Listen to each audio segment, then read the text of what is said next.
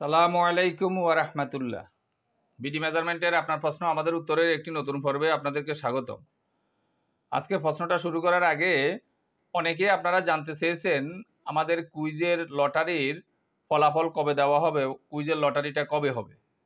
আশা করি ইনশাল্লাহ আজকে তো শুক্রবার, চলতি সপ্তাহের মধ্যেই ইনশাল্লাহ কুইজের লটারির ফলাফল এবং পুরস্কার পেয়ে যাবেন।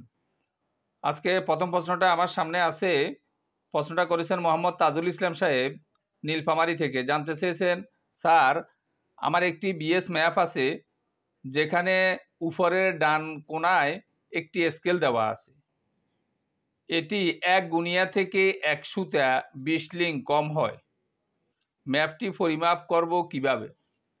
আসলে ম্যাপের কোণায় ডান পাশে উপরে যে স্কেলটা দেওয়া থাকে এটাও ওই ম্যাপের সাথে সামঞ্জস্য রেখেই এই স্কেলটা দেয়, কিন্তু এটা দিয়ে মাপা একেবারে নিরাপদ না। কারণ একটা তামার তৈরি, পিতলের তৈরি উন্নত মানের যে গুণিয়াগুলো আছে, ওই গুণিয়াগুলো যেভাবে তৈরি, এই কাগজের তৈরি এই রেখাগুলো কিন্তু ওইভাবে হয়ে ওঠে না। এগুলি সামান্য কিছু বড় ছোট অনেক সময় হয়ে যায়। আবার গুনিয়াতে গড়গুলোকে যেভাবে নিয়ন্ত্রণ করছে, গান্টারের স্কেলে যেভাবে নিয়ন্ত্রণ করছে 10 গড় করে করে দিয়ে, এগুলিতে অনেক সময় এত বেশি নিয়ন্ত্রণ করে না, আর একটু কম পরিমাণ নিয়ন্ত্রণ করে। যার কারণে আমরা পরামর্শ সবসময় দেই, নকশার স্কেল দিয়ে মাপা আপনার জন্য নিরাপদ হবে না, বরং ওখান থেকে কাটা কম্পাস দিয়ে ধরে আপনাকে গান্টার স্কেল গুনিয়া 330 স্কেলের উপর রেখে বলতে হবে। এই জন্য আপনি ওখানে যে কম পাইছেন এটা খুব স্বাভাবিক, আপনি ওটার উপর নির্ভর করা ঠিক হবে না। আশা করি বিষয়টা বুঝতে পারছেন। কোনো অংশ না বুঝলে আমাদেরকে আবারও জিজ্ঞাসা করলে আমরা জবাব দেওয়ার চেষ্টা করবো ইনশাল্লাহ। পরবর্তী প্রশ্নটা যিনি করেছেন, নামটা পড়া যাচ্ছে না, জানতে চেয়েছেন এসএ আর এস বরাবর সিএস ঠিক নাই, অন্য কেউ মালিকানা দাবি করতে পারবে?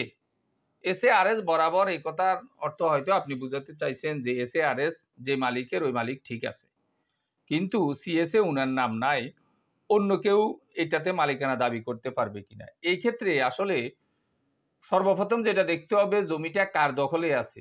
যদি এসএ আর এস ওয়ালার দখলে থাকে অনেকটা বলা যায় নিরাপদ। সিএস এর সমস্যার কারণে এসএ আর এস সব টপকাইয়া এখন দখলও এই লোকের আছে, অন্য কেউ এত সহজে ঝামেলা করতে পারবে না। আর যদি আপনার কাছে এসএ আর এস আছে ঠিক আছে, কিন্তু দখল আপনার নাই, সেই ক্ষেত্রে দেখা গেছে যে এই জিনিসটা আপনি ওই দখলে যাওয়া একটু কঠিন হবে, যেহেতু পিছনের জরিপে আপনার নাই, মধ্যখানে কোনোভাবে হয়তো আসছে, কিভাবে আসছে এগুলি হলো দেখার বিষয়।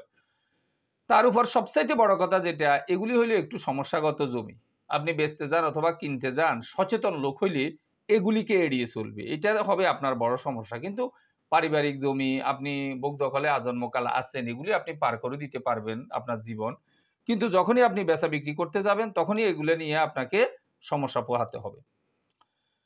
পরবর্তী প্রশ্নটা যিনি করেছেন, নাম পড়া যাচ্ছে না, জানতে চেয়েছেন 21 ডিসিমেল জমি কত ফুট দৈর্ঘ্য, কত ফুট প্রস্থ, দয়া করে জানাবেন। 21 ডিসিমেল জমি 1 ডিসিমেলে বা 1 শতাংশে আমরা বলি যে 435.60 বর্গ ফুট। তাহলে আপনি 21কে 435.60 দ্বারা গুণ করেন, গুণ করে আগে জমিটাকে বর্গ ফুটে নেন। আমি আপনার সুবিধার জন্য এখানে করছি 9147.6 বর্গ ফুট, অর্থাৎ 21 ডিসিমেলে 21 শতাংশে আপনার 9147.6 বর্গ ফুট হইল।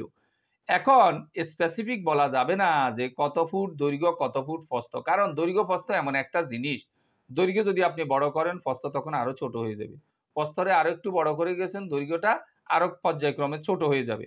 আমি আপনার সুবিধার জন্য একটা দিক দেখাইলাম, যেমন দৈর্ঘ্যটা আমি মনে করলাম 100 ফুট, এই জন্য 9147.60কে আমি 100 দ্বারা ভাগ করছি, তাহলে আমার প্রস্থটা হয় 91.48 ফুট। 0.48 ফুটকে আমি যখন ইঞ্চি বানাইলাম, ধরেন এটা 6 ইঞ্চি হয়, 91 ফুট 6 ইঞ্চি আমার প্রস্থ, এবং দৈর্ঘ্য পাইলাম আমি 100 ফুট। এটা তো আমি আমার মতো করে তৈরি করে নিলাম। এখন আপনি দৈর্ঘ্যকে যদি 100 ফুটের জায়গায় 120 ফুট বলেন, সেই ক্ষেত্রে ওই হার অনুযায়ী 120 দ্বারা যখন ভাগ করবেন 9147.60কে, তখন আপনার প্রস্থ আরো কমে আসবে। আপনি দৈর্ঘ্যটাকে আরো বড় করতে পারেন, দৈর্ঘ্য যদি আপনার 150 ফুট হয় সেই ক্ষেত্রে প্রস্থ আরো কমে যাবে। এই জন্য আসলে আপনাকে বুঝতে হবে, যখনই দৈর্ঘ্য একদিক বড় হইতেছে প্রস্থ আরেক দিক কমে যাচ্ছে। বিষয়টা এইভাবে নিয়ন্ত্রিত হয়। আশা করি বুঝতে পারছেন।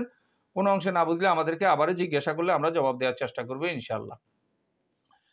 পরবর্তী প্রশ্নটা যিনি করেছেন, নাম পড়া যাচ্ছে না, জানতে চেয়েছেন শুধু গন্ডা থাকলে কিভাবে হিসাব বের করব। আপনি আমাদের আরএস খতিয়ানের হিস্যার ওই ভিডিওটার উপরে কমেন্ট করছেন, অর্থাৎ খতিয়ানের হিস্যা অনুযায়ী সম্পত্তিটা কিভাবে বের করে এই জিনিসটা আমরা ওখানে দেখিয়েছি। ওখানে আনা, গন্ডা, কড়াকান্তি, তিল বিভিন্ন অংশ দিয়ে আমরা দেখিয়েছি। আপনি বলছেন শুধু দেখা গেছে যে যদি খতিয়ানের হিস্যায় শুধু গন্ডা থাকে সেই ক্ষেত্রে আমরা কিভাবে, শুধু গন্ডা থাকলে আরো সহজ। ধরেন আপনি তো উদাহরণ কিছু বলেন না, আমি বলে দিই। ধরেন 13 গন্ডা আছে, শুধু 13 গন্ডা আছে। তাহলে আপনি কিভাবে বের করবেন? এবং মোট জমি আছে 52%। 13 গন্ডা আপনাকে বের করতে হবে পর্সার হিস্যা অনুযায়ী এবং মোট জমি আছে 52%। তখন আমরা একটা সূত্র আপনি মুখস্থ রাখবেন আপনার অবগতির জন্য, আমি এখানে একটু লিখেও দিলাম। মুখস্থ রাখবেন যে 16 আনা সমান হলো 320 গন্ডা। দেখেন এটাকে আপনি স্ক্যান করেও রাখতে পারেন।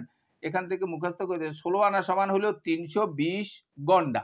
এখন যেহেতু 16 আনা সমান 320 গন্ডা, আমার দেখা গেছে যে টোটাল জমি আমি একটা ফর্সায় ধরলাম 52% আছে, তাহলে 13 গন্ডায় কত শতাংশ হবে?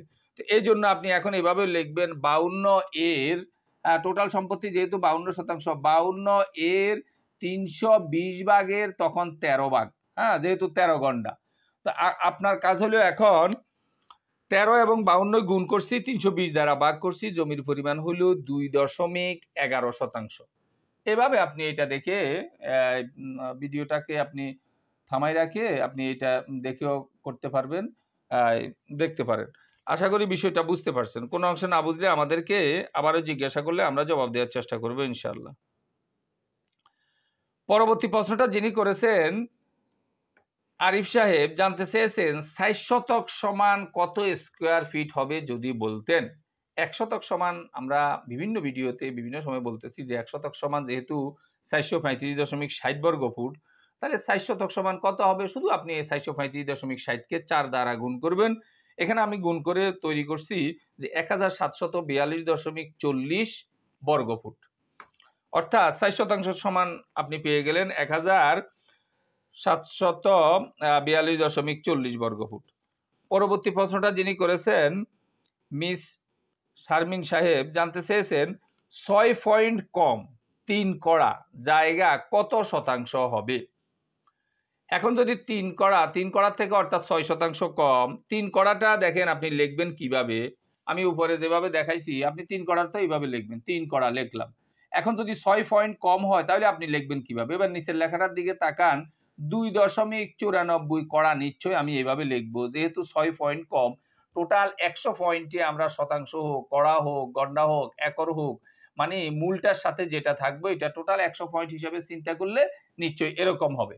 এখন এই 6 পয়েন্ট কমে কত শতাংশ হবে, এখন আপনার এটা বের করা দরকার।